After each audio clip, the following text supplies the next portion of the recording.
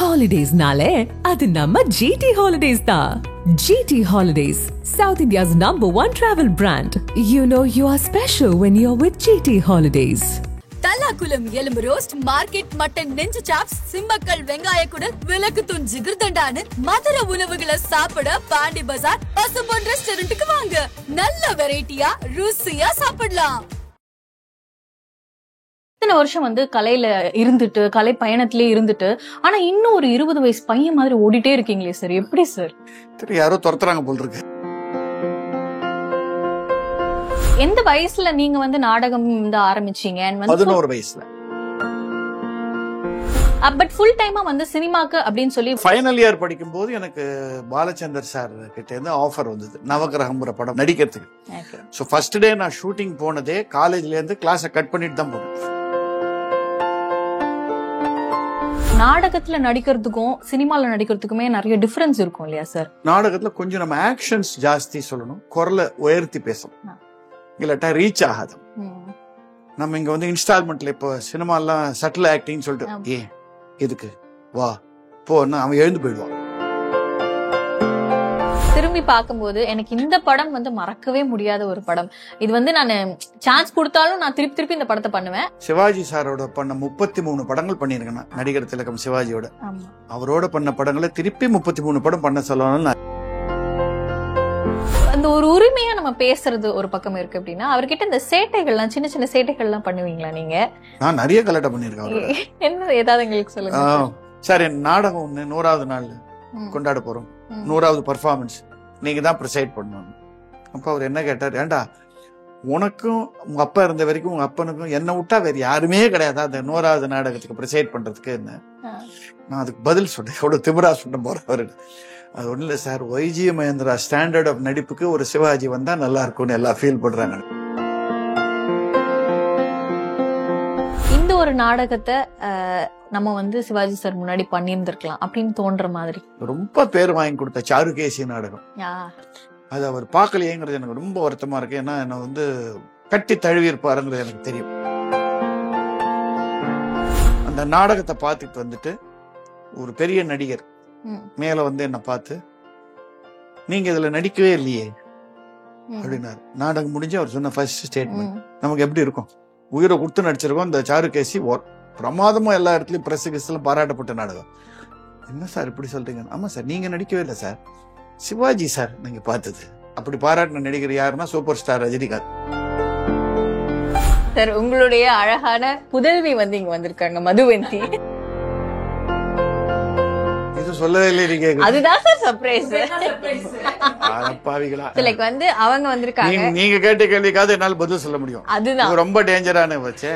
ஏன்னா நீங்க சொன்னீங்க இப்ப அரசியல்வாதி வேற.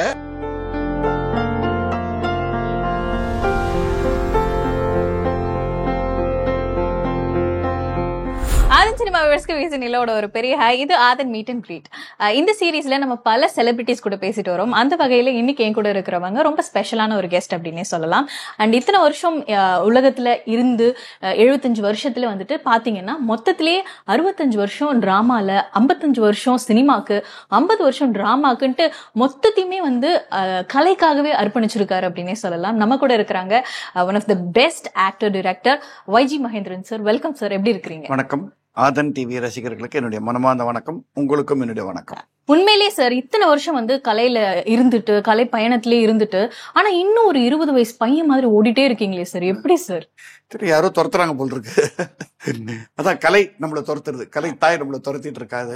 இது சின்ன வயசுல இருந்து எங்க ஃபேமிலியில இருந்த ஒரு இதுமா. பிகாஸ் எங்க அப்பா எங்க நாடக குழு ஆரம்பிக்கும் போது எனக்கு 2 வயசு.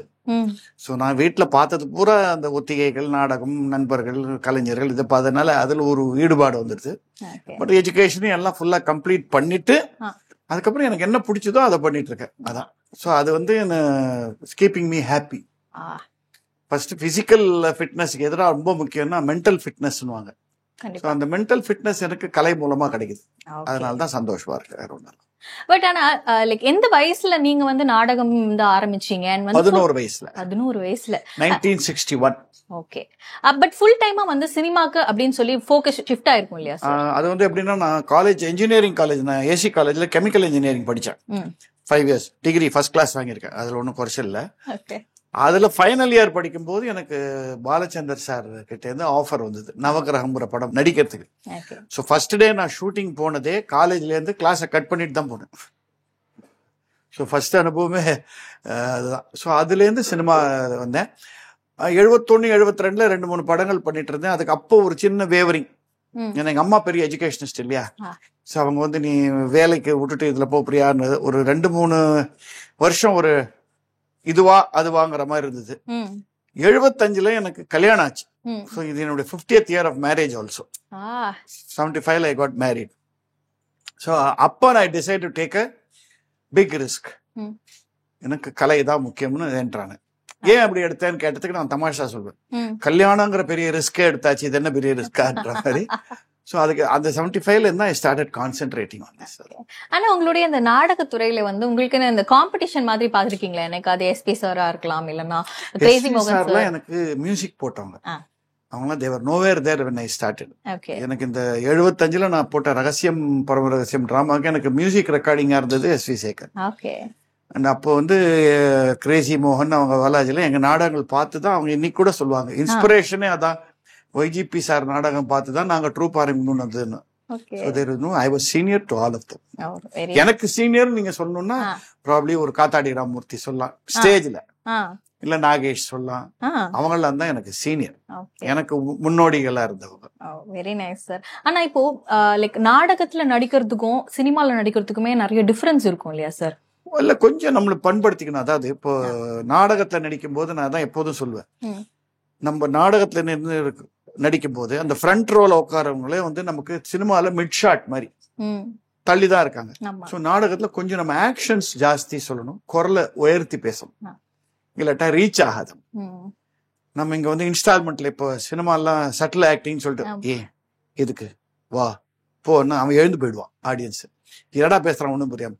ஸோ நம்ம கொஞ்சம் போல்டா பேசணும். அதை கேமரா முன்னாடி வரும்போது நம்ம அந்த அளவுக்கு கத்தவானு அதை மாடிஃபை பண்ணிக்க தெரியணும். அப்படி மாடிஃபை பண்ண தெரிஞ்சவங்க ரெண்டுலயும் சக்சஸ்ஃபுல்லா இருக்கலாம். மாடிஃபை பண்ணிக்க முடியலன்னா இது என்ன நாடகத்தனமா இருக்கு நடிப்புண்டுவாங்க. ஸோ ஆனா கஷ்டமான நடிப்பு நாடகம் தான்.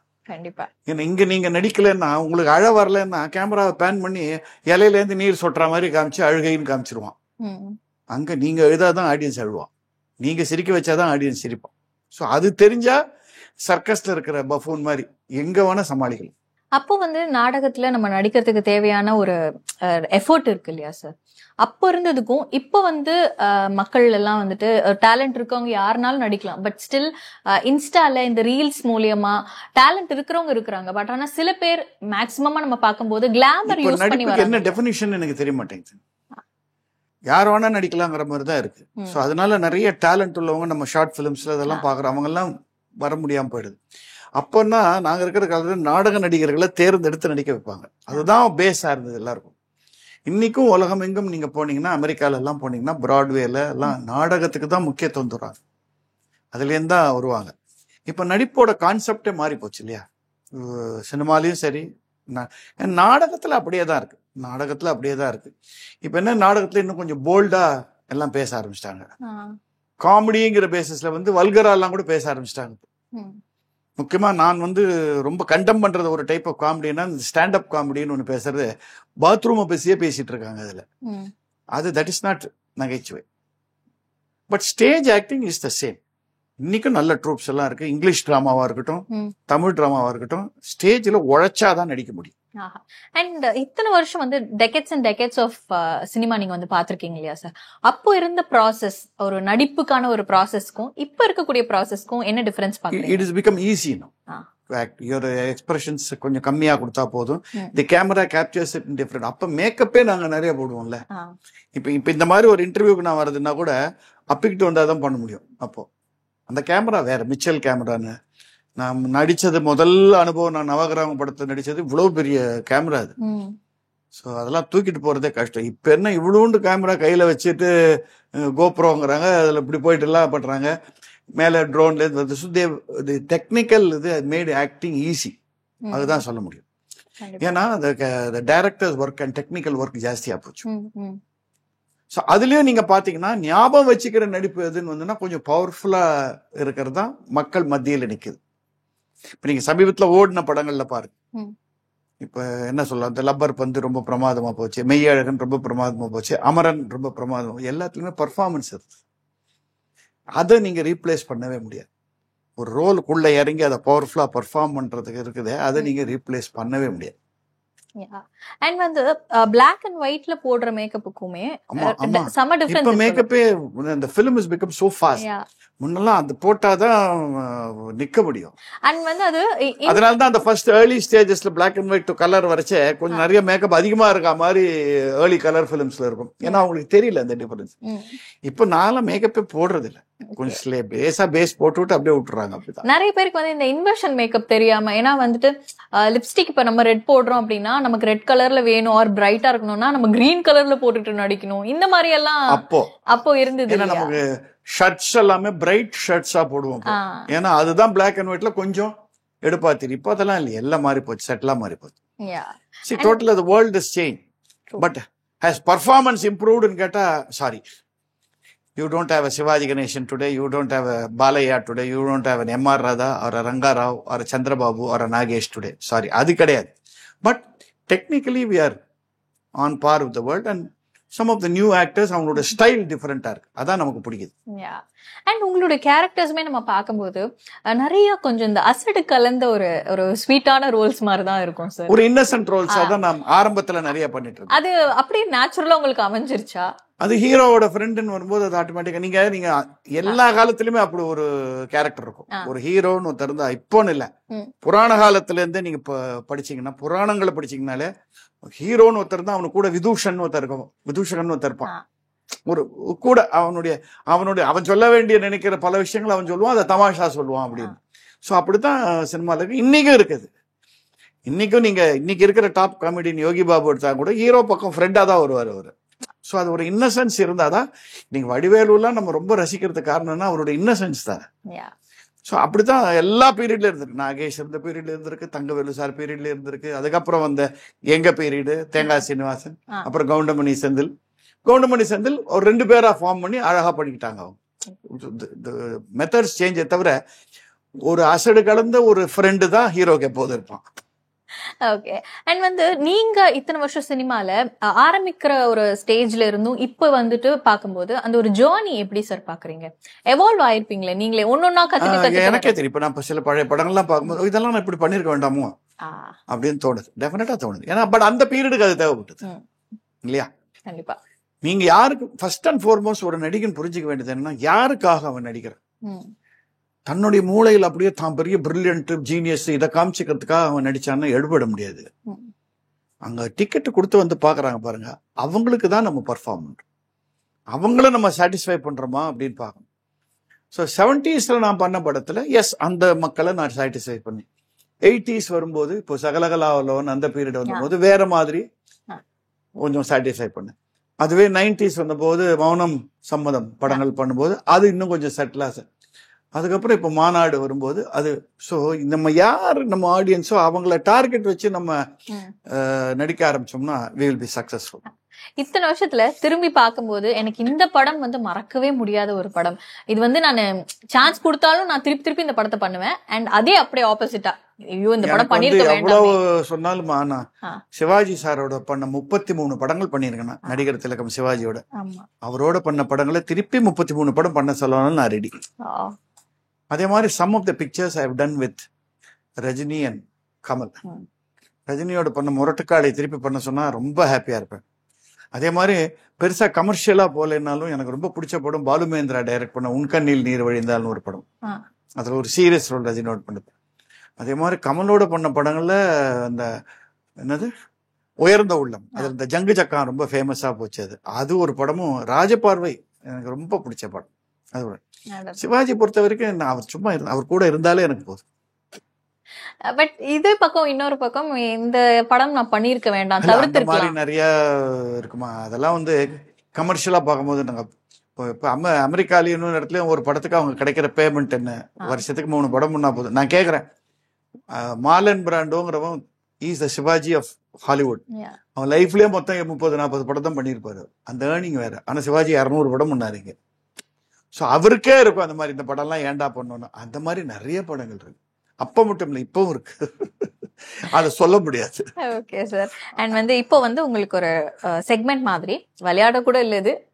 நீங்க 75 வயசுல என்னோட விளையாட்ட உங்க மனசுல இருக்கிறது நீங்க ஓப்பனா ஒரே வார்த்தையில சொல்லணும் சார். நான் ஒரு வேர்ட் சொல்றேன், ஒருத்தரை பத்தி நான் கேக்குறேன் அப்படின்னா ஓகேயா? முதல்ல ஆப்வியஸா உங்களுக்கு ரொம்ப பிடித்தமான மனிதர் சிவாஜி சார். அது கலை தெய்வம். அடாடாடா ஷோ. எங்களோடயே இருந்து வளர்ந்த ஒரு விதூஷன், ஒரு சாணக்கியன். எங்க குழுவில இருந்து வளர்ந்த ஒரு சாணக்கியன், நெருங்கிய நண்பன், உள்ளன்போடு என்னோடு பழகிய ஒரு நண்பன். பியூட்டிஃபுல். ரஜினி சார். ரஜினி நான் ரொம்பவும் மதிக்கும் ஒரு சொந்தக்காரன். கமல். கமல் சினிமாவில் அவருக்கு பத்தி தெரியாத ஒன்று இல்லை, இன்னும் தெரிஞ்சுக்கணும்னு இருக்காரு. அதனால்தான் அவரை அப்ரிஷியேட் பண்றாரு. ஸ்ரீபிரியா. ஸ்ரீபிரியா ஒரு daring bold heroine in our industries even in 80s. True, கண்டிப்பா. விஜய். விஜய் ஒரு சாஃப்ட் ஜெயண்ட். சாஃப்ட் ஜெயண்ட் யாருமே இப்படி சொன்னது இல்ல. ஆமா, அவர் நீங்க பாத்தீங்கன்னா ஆர்ப்பாட்டமா எல்லாம் இங்க பாத்தீங்களா, பட் இஸ் இண்டஸ்ட்ரியில is a giant. Yeah again இது என்னோட ஃபேவரட் சிம்பு. சிம்பு எனக்கு ரீல் லைஃப் கொடுத்த படத்துக்கு காரணமா இருந்தவர். பட் அவருக்கு ஒரு லைன்ல சொல்ல முடியாது, வெரி டேலண்டட் பர்சன், இன்னும் ஃபுல்லாக எக்ஸ்ப்ளாய்ட் பண்ணப்படவில்லை Simbu. Very nice. And Nadigar Sangam. நடிகர் சங்கம் அது பில்டிங் முடிஞ்ச அப்புறம் அதை பத்தி பேசலாம். முடிஞ்ச பிறகா? Okay sir. அண்ட் லாஸ்ட் இவங்க உங்களுக்கு கண்டிப்பா ரொம்ப ஸ்பெஷல். உங்களுக்கு வேற வேற பரிமாணங்கள் நீங்க சினிமால இருந்திருந்தாலும் இவங்க உங்களுடைய பர்சனல் லைஃப்ல உங்களுக்கு ஒரு ப்ரொமோஷன் கொடுத்தவங்க அப்படின்னே சொல்லலாம். மதுவந்தி. மதுவந்தி அதாவது proud to be her father, glad that she is my daughter. ஆஹா, ஒன் வேர்ட்ல அவங்கள பத்தி டிஸ்கிரைப் பண்ணோம்னா ஒரு என்ன சொல்றது, ஒரு மகேந்திராவோட தைரியமான ஒரு மகேந்திரா. ஆஹா, இது ரொம்ப ஆழமா இருக்கு. அதுல நீங்க எல்லாம் புரிஞ்சுங்க. சோ என்னோட அட்ரிபியூட்ஸ் எல்லாம் இருக்கு, பட் என்னோட தைரியம் ஜாஸ்தி. Okay sir. அண்ட் இப்பெல்லாம் ஒரு வார்த்தையில நம்ம சொன்னோம், ஆனா இன்டெப்தா நம்ம பேசலாம் அப்படின்னா முதல்ல நம்ம சிவாஜி சார் பத்தி கேட்கலாம் சார். நீங்க பல ஜெனரேஷன் ஆக்டர்ஸ் கூட நடிச்சிருக்கீங்க, பட் ஆனா இன்னமும் நீங்க சிவாஜி சார் தான் உங்களுடைய ஃபேவரட் அப்படின்னு சொல்றதுக்கான ரீசன் காரணம் அவர் பண்ண வெரைட்டி வேற எந்த நடிகர் பண்ணிருக்கார் நீங்க எனக்கு கொஞ்சம் சொல்லுங்க. நான் பின்வாங்கிடுறேன், ஐயோ சிவாஜிக்கு நடிக்க தெரியாதுன்னு சொல்லிடுறேன். கலாட்டா கல்யாணம் பண்ணவர் கட்டபொம்மன் பண்ணியிருக்காரு இல்லையா, வாவோசி பண்ணவர் நவராத்திரி பண்ணியிருக்காரு. இந்த வெரைட்டி வேற எந்த நடிகன்னு கொடுத்துருக்கா? எனக்கு தெரிஞ்சு இந்தியால அது கிட்ட கொஞ்சம் போயிருக்கிற ஒரே ஒரு நடிகன் கமலஹாசன் ஒருத்தர் தான். ஸோ நீங்க சிவாஜி எல்லாம் நீங்க டோன்ட் ஈவன் கம்பேர் இட். இப்போ நம்ம ஹிந்து தர்மத்துல விஷ்ணு ஆல் பவர்ஃபுல், சிவன் அதெல்லாம் அந்த இடத்துல வச்சு, அதுக்கப்புறம் குட்டி தெய்வங்கள் நிறைய இருக்கு. ஓகே. அண்ட் நீங்க சொன்னீங்க சார் 33 படங்கள் நான் நடிச்சிருக்கேன், திருப்பி வாய்ப்பு கொடுத்தாலும் அதே 33 நடிப்பேன். 33 அதிகமா கூட நடிப்பேன். அகைன் நான் அதான் சொன்னேன். என்ன கேட்டாங்க இறப்பை பத்தி நீங்க என்ன நினைக்கிறீங்கன்னா, எனக்கு ரொம்ப சந்தோஷம், இறந்தால் முதலில் அவரை சந்திப்பேன்ற ஒரு சந்தோஷம் தான். அவ்வளவு பிடிக்கிறதுக்கு ஒரு ரீசன் இருக்கு அப்படின்னா அவர்கிட்ட இருந்து கத்துக்கிறதுக்கு. எஸ், நிறைய கத்துக்கிட்டு. அவர் சொல்லி தர மாட்டார், உட்காந்து கிளாஸ் எடுத்து. இப்ப நீங்க யூடியூப்ல நிறைய பேர் உட்காந்து இந்த மாதிரி தேவையில்லாமன்னு சொல்ல பேசும்போது பேசுறாங்க, அதை பத்தி நான் நினைக்கும் போது அப்படி போய் அதை நினைச்சு அந்த ஷார்ட் அதெல்லாம் அவர் பேச மாட்டார். அதான யாரோ சொன்னாங்க, who is a good teacher அப்படின்னு யாரோ சொன்னாங்க அன்னைக்கு. குட் டீச்சர் யாருன்னா not one who teachers, but from whom a student can learn. அப்படி சிவாஜி அவர் கூட இருந்தாலே you can learn certain things. Tips கொடுத்துக்கிட்டே இருப்பார் நடிக்கும்போது. அண்ட் அவருடைய மிக ஸ்பெஷாலிட்டி என்னன்னா, தன் கூட நடிக்கிறவங்களும் அவருக்கு ஈக்குவலா பேர் வாங்கணும்னு நினைச்சு ஒத்துழைப்பார் அவர். அது பல பேருக்கு தெரியாது. அவர் டாமினேட் பண்ண மாட்டார். ரோல்ஸ் அவருக்கு அப்படி கிடைக்கும். இன்னைக்கு இண்டஸ்ட்ரி மட்டும் எல்லாம் ஹீரோ டாமினேட்டட் ரோல்ஸ் தானே. பட் அவர் கூட சீன்ல அடுத்தவனும் ஸ்கோர் பண்ணணும்னு நினைச்சு நடிக்கிறவர் தான் அவர். ஸோ அது நமக்கு டிப்ஸ் கொடுப்பார், இது எப்படி. அண்ட் நான் பொறுத்த வரைக்கும் நான் ரொம்ப க்ளோஸ் அவருக்குனால பல சமயம் சாதாரணமா அவரோட வீட்டுல போய் பேச்சு கொடுத்துருக்கேன், அவரை சீண்டி விடுவேன். என்ன சார் இது எப்படி பண்ணீங்க, இது அவ்வளோ ஒன்றும் பெருசா எனக்கு தெரியலையா, என்னடா டப்புன்னு சொல்லுவார் எப்படி பண்ண. அதுல இருந்து நம்ம கத்துக்கலாம். Very nice. டீச்சர் கத்துக் கொடுக்கறத விட டீச்சர் கிட்ட இருந்து கத்துக்கிறது தான் நம்ம ஜாஸ்தி கத்துக்க முடியும். அண்ட் வந்து அந்த ஒரு உரிமையா நம்ம பேசுறது ஒரு பக்கம் இருக்கு அப்படின்னா, அவர்கிட்ட இந்த சேட்டைகள்லாம் சின்ன சின்ன சேட்டைகள்லாம் பண்ணுவீங்களா நீங்க? நான் நிறைய கலாட்டா பண்ணியிருக்கேன். என்ன ஏதாவது எங்களுக்கு சொல்லுங்க. இன்ஃபேக்ட் ஒரு 1 வீக் பிஃபோர் இஸ் மறைவு அவரை வீட்டில் நான் பார்க்க போனேன். அவர் வீட்டில் இல்லை, ஏதோ ஹாஸ்பிட்டலில் இருக்காருன்னு சொன்னாங்க. என்ன யாருக்கிட்டுமே சொல்லன்னு போய் பார்த்தா அப்போலோல இருந்தார். அவர் பாருங்க எப்பேற்பட்ட, நான் வரேன்னு தெரிஞ்சு அவனை கொஞ்சம் வெளில இருக்க சொல்லு அப்படின்னு ஒரு குரல் கேட்டது.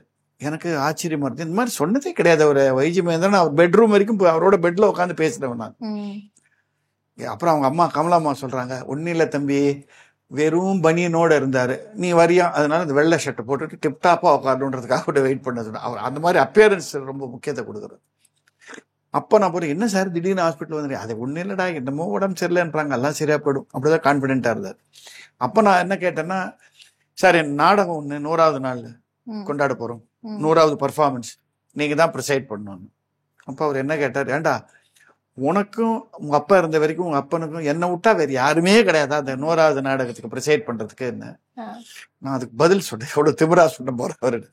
அது ஒண்ணு இல்லை sir, Y G Mahendra standard of நடிப்புக்கு ஒரு சிவாஜி வந்தா நல்லா இருக்கும்னு எல்லாம் ஃபீல் பண்றாங்கன்னு.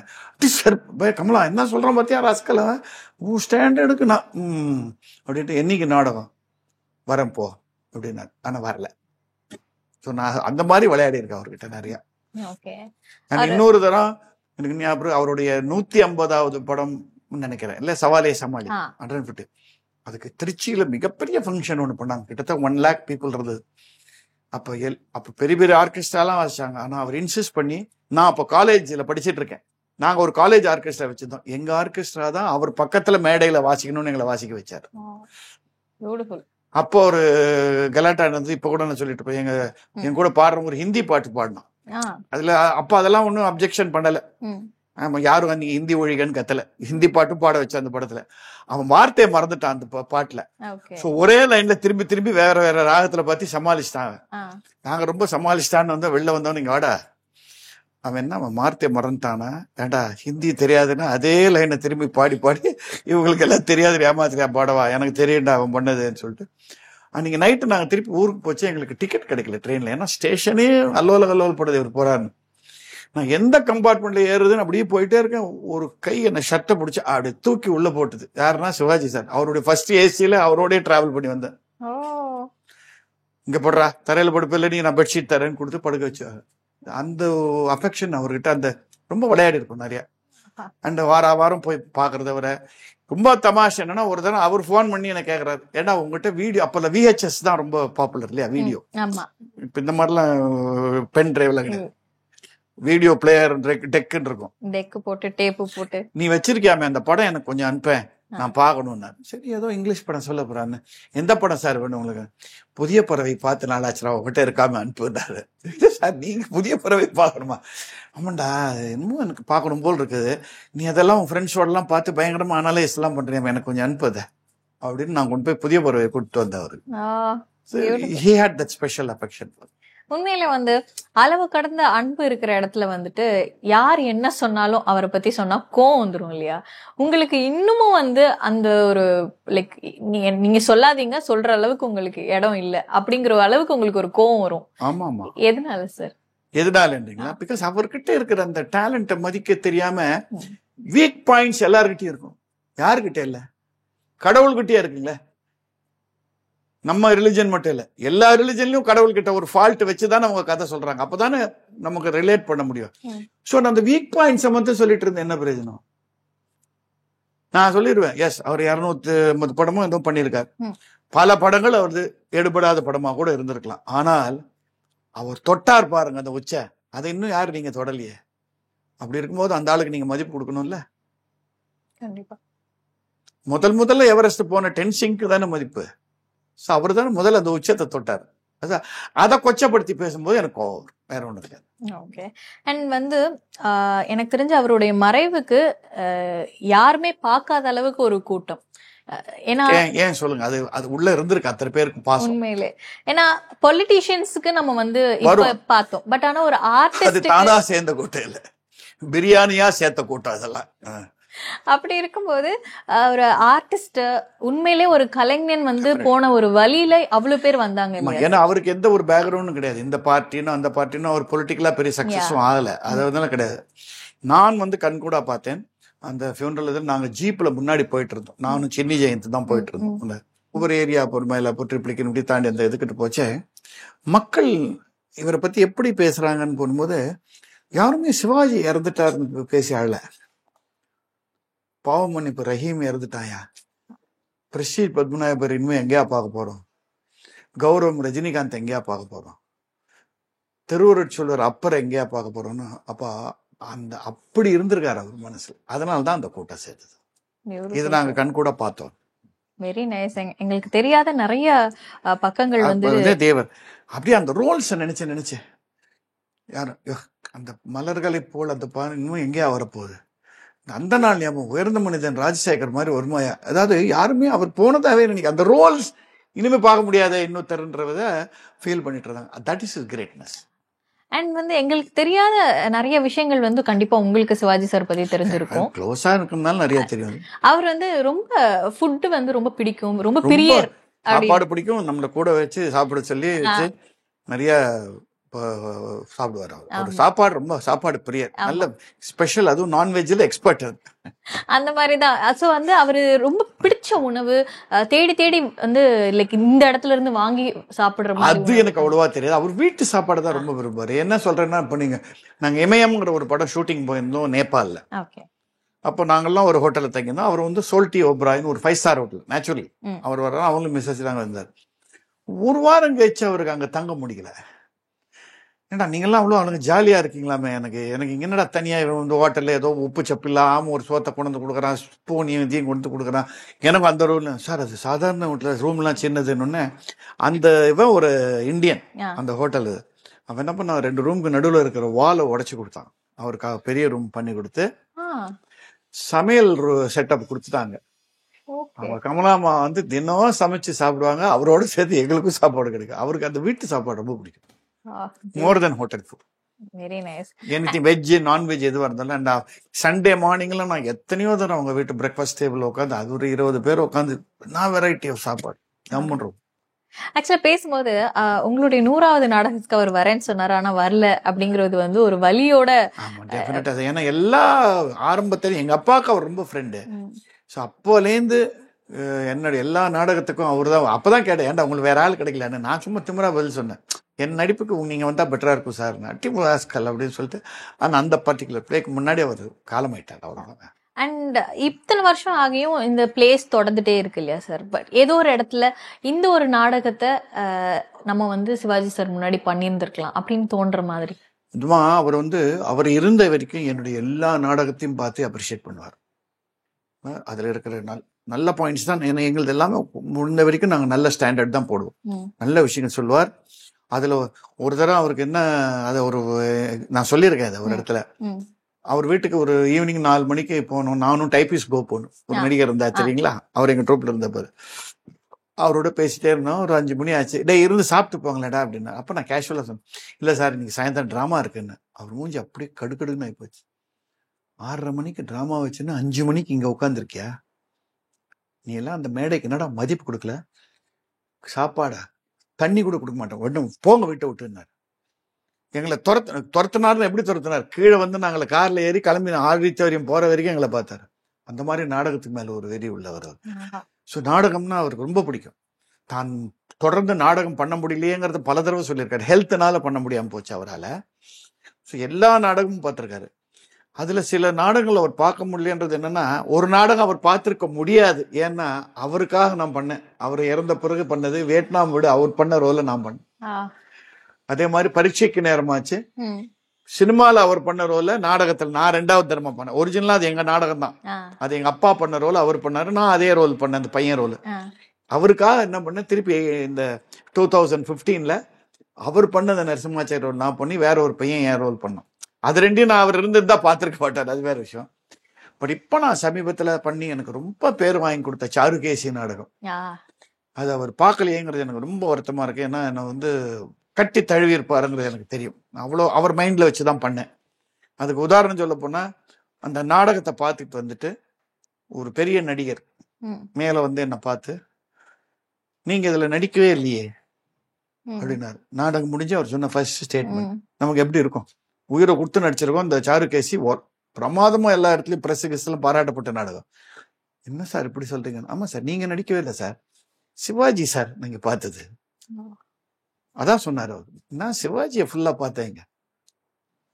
அப்படி பாராட்டினார். அப்படி பாராட்டின நடிகர் யாருன்னா சூப்பர் ஸ்டார் ரஜினிகாந்த்.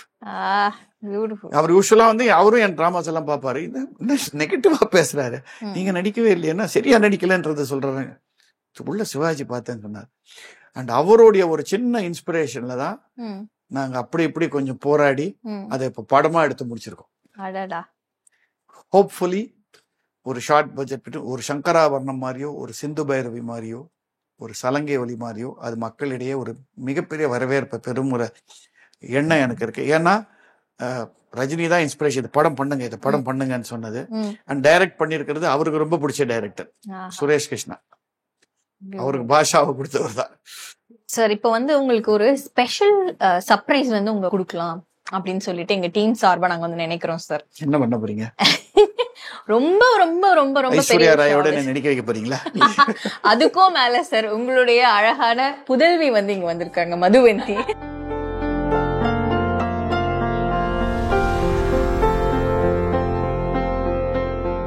சொல்லவே இல்லை நீங்க. அதுதான் சார் சர்ப்ரைஸ். லைக் வந்து அவங்க வந்திருக்காங்க. நீங்க கேட்ட கேள்விக்காவது என்னால பதில் சொல்ல முடியும். அதுதான் ரொம்ப டேஞ்சரான வச்சே. ஏன்னா நீங்க சொன்னீங்க இப்ப அரசியல்வாதி வேற.